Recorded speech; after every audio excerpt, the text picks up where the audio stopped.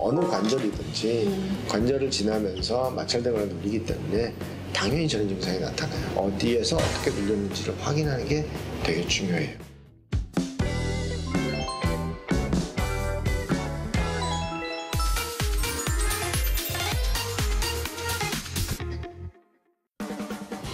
안녕하세요. 의사들과 대화하는 여자 의뢰녀 이진입니다. 오늘도 통증 박사 안강 원장님과 함께 통증에서 벗어나는 방법 알아볼게요. 안녕하세요. 안녕하세요.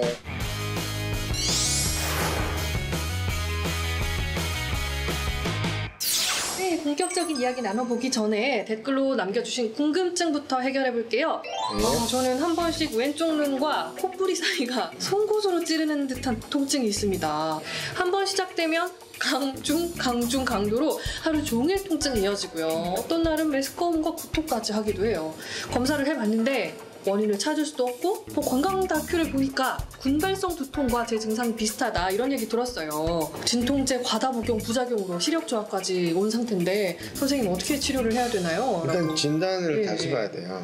군발성 두통과 비슷한 면도 있지만 다른 면도 많아요. 군발성 두통은 코뿌리가 아픈 경우가 그렇게 많지가 않아요. 그러나 뭐 올 수는 있죠. 네. 근데 이게 군발성 두통은 한쪽에 통증이 굉장히 심해요.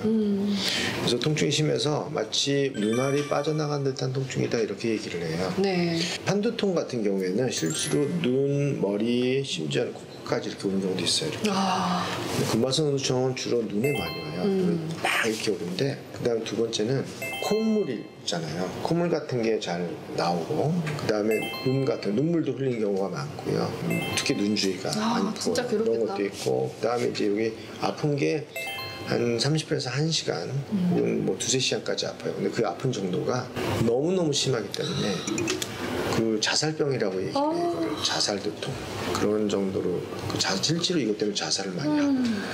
그다음에 또 이게 보통 이제 오게 되면 그 주기가 되잖아요. 네. 그럼 보통 한 몇 주에서 몇 달까지 그 주기가 예를 들어서 어떤 사람들은 꼭 그 계절만 되면 와요. 가을만 되면 꼭 이 군발성 두통이 오는 사람이 있어요. 보통 뭐 1주, 2주 뭐 이런 식으로 해가지고 그래서 주기적으로 오는 편이 꽤 많아요. 그 다음에 이제 이 사람들은 술 먹으면 대략 금방 나빠져요. 굉장히 심해져요. 그래서 통증을 좀 줄일까 술을 먹었는데 그것 때문에 참을 수 없는 통증이 이제 응급실을 가게 되는 거죠. 그래서 그거나 아니면 뭐 여러 가지 약물이 그것 때문에 심해지는 경우가 있어요. 그런데 이제 늘 궁금증 주실 때마다 저희가 사실 증상만으로는 정확한 진단의 한계가 있거든요. 말씀 잘 참고하셔서 전문의의 도움 받아주시고요. 자, 그러면 오늘은 손의 마비와 저림에 대해서 이야기 나눠볼게요. 사실 뭐 손이 찌릿찌릿 저리는 증상은 누구나 흔하게 겪는 증상이거든요. 한 번 정도 저리는 건 크게 걱정할 필요 없죠? 계속 저리면 이제 문제가 되는 거고 또 마비도 마찬가지로 그냥 근데 마비는 좀 다르겠죠. 잠시 마비되는 경우도 물론 있겠지만 보통의 경우는 팔이 안 올라가거나 이런 좀 심각한 마비거든요. 그러니까 이런 경우 많아요. 허니문 마비라고 있거든요. 허니문? 마비? 네, 베이비는 들어봤는데 제가 저 허니문 이 마비가 뭐냐면요. 결혼을 하잖아요. 그럼 이제 결혼했는데 첫날 밤인데 이제 결혼하신 분이 남편의 품에 안기고 싶어서 팔을 딱 비고 있는 거예요. 근데 비고 있는데 금방 일어나야 되는데 이 여자분이 그냥 잠이 들어버린 거예요. 그러면 남자 입장에서 팔이 아파서 미치겠는데 이걸 어떻게 하나. 머리를 일어나 할 수도 없잖아요. 첫날인데 그냥 이러고 계속 있는 거예요. 그러다가 자기 모르게 잠이 들었어요. 아침에 일어났어요. 이게 안 올라가. 바깥으로 가는 신경, 요골신경이라고 하는 데 눌리는 거예요. 여기서. 그래서 이게 이렇게 또 이렇게 비고 잘 때도 많이 생겨요. 그래서 이거를 토요일 저녁 그 마비라고도 해요. 왜냐면 세러데이 나잇 마비? 네. 맥주 한잔 먹고 그 다음에 이제 TV를 보다가 이러고 자는 거예요. 그리고 잤는데 여기에 걸려 있어요. 그러다 아침에 일어났는데 갑자기 손이 안 올라요. 그럴 수 있어요. 그럴 수 있어. 근데 보통은 돌아와요. 아니 근데 아까 손저림과 마비 증상을 유발하는 질환이면 목 질환을 빼놓을 수가 없잖아요. 제일 많죠. 그러니까 목에 이제 여기서 전깃줄이 목을 지나가지고 이렇게 팔을 지나서 여기까지 닿는 거예요. 전깃줄이. 이 전깃줄이 중간에 눌리거나 마찰되면 이게 저리는 거예요. 근데 그중에 어디에 눌리느냐 그걸 찾아내면 되는 거죠. 어떤 신경이 어디서 눌리느냐. 이제 그걸 찾아서 그걸 해결하는 건데 보통은요. 신경 주위에 긴장이 되고 이런 게 반복적으로 마찰돼서 생기는 것이지 신경을 의외로 꽉 눌러도 잘 참아요. 왔다 갔다 하면서 마찰되는 게 실제로 통증에서는 주 문제인 경우가 더 많아요. 그러면 뇌혈관 질환 초기 증상 중 하나도 이 손저림이 있다고 전 들었거든요. 근데 그거는 혹시... 이제 범위가 크죠. 범위가 크고 예를 들어서 뭐 갑자기 얼굴에 마비가 온다든가 이런 게 있다면 뇌의 문제다. 이게 같이 오는 경우에 그런 경우 좀 다르겠죠. 손에 하나만 마비가 왔다라고 하면은 하나가 눌릴 찬스를 찾아야 되는 거고 그렇게 여러 개가 눌렸다라고 하면 뇌 쪽으로 점점 더 들어가야 되죠. 예를 들어서 여기만 차린다 그러면 요 근처에서 눌릴 확률이 높은 거죠. 어디에서 어떻게 눌렸는지를 확인하는 게 되게 중요해요.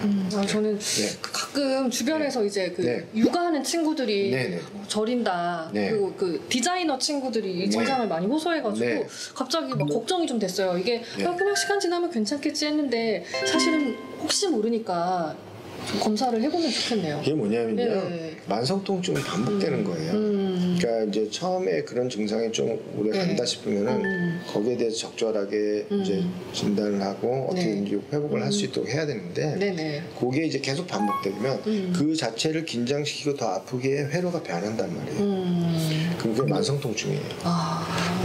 그렇게 되면은 치료가 굉장히 까다로워지는 거죠. 그래서 시간이 오래되면 오래될수록 치료하는 기간이나 치료하는 방법이나 이런 게 훨씬 더 힘들어지는 거예요. 뭐 혹시 뇌에 문제가 발생했을 때 손 말고 다른 증상도 있지 않을까 싶어요. 얼굴, 혀 뭐 이런 데가 얼얼한 증상들이 많아요. 그리고 그 다음에 이제 마비가 오는데 갑자기 툭 떨어지는 거예요. 서서히가 아니라 그런 경우에는 이제 문제가 되는 거고 피가 갑자기 확 갔다가 안 갔다가 하는 경우 때문에 이런 경우에는 꼭 우리가 신경과나 신경외과 진찰을 받고 거기에 이제 맞는 거 꼭 검사해서 진단 받아야 됩니다. 그러면 손저림과 마비의 원인이 되는 질환 또 어떤 게 있을까요? 일반적으로 지금 말하는 거는 뇌에서나 이런 좀 큰 문제고 실질적으로 부분적으로 마비가 되는 것들은 이제 작은 문제가 많죠. 그 다음에 목에서 나가는 흉곽 출구라고 하는데 그 다음에 어깨. 근데 어깨가 축 처져도 이 뼈에서 쇄골하고 이나 이런 7번 목뼈의 횡돌기 같은 게 커진 경우가 많기 때문에 그런 마찰이 되게 많아요. 그러면서 손 전체가 저리는 경우가 많아요. 그리고 증세만 보고 질환을 판단해서는 안 되고 세밀한 관찰이 필요할 텐데요. 팔목이나 팔꿈치를 지나는 신경에 문제가 생겼을 때도 저림 증상 나타나죠? 그렇죠. 어느 관절이든지 관절을 지나면서 마찰되거나 눌리기 때문에 당연히 저런 증상이 나타나요. 손목 터널, 발목 터널 이게 제일 흔한 거거든요. 우리 생각보다 굉장히 많아요.